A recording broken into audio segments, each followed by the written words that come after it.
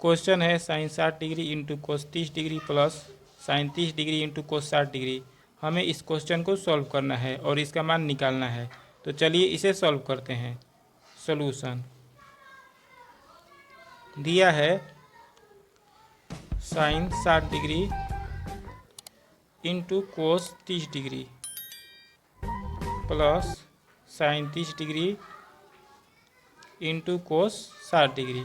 ठीक, इसको हम ऐसे भी लिख सकते हैं, sine 60 degree into cos 30 degree plus cos 60 degree को हम पहले भी लिख सकते हैं, तो लिखेंगे कोस 60 डिग्री, और इसको हम बाद में भी लिख सकते हैं इंटू साइन 30 डिग्री।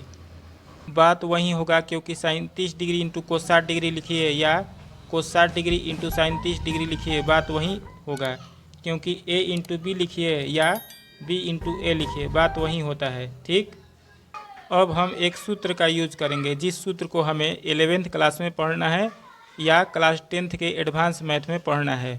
तो सूत्र इस प्रकार है, sine A into cos B plus cos A into sine B is equal to होता है साइन ए प्लस बी। ठीक, इसी सूत्र का यूज करके हम इस क्वेश्चन को सॉल्व करेंगे।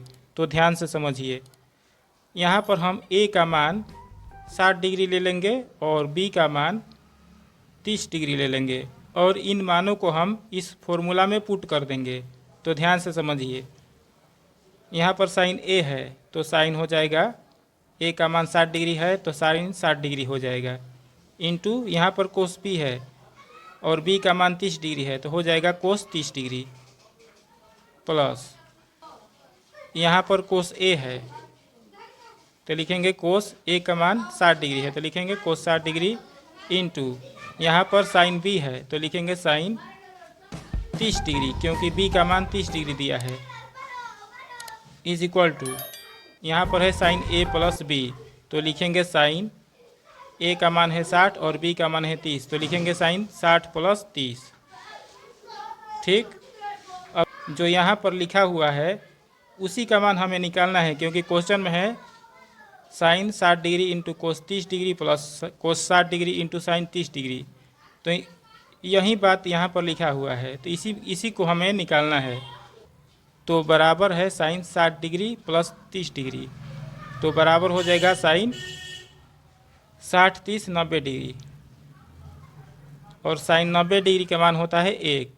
हम लोगों ने आंसर प्राप्त कर लिया। ठीक।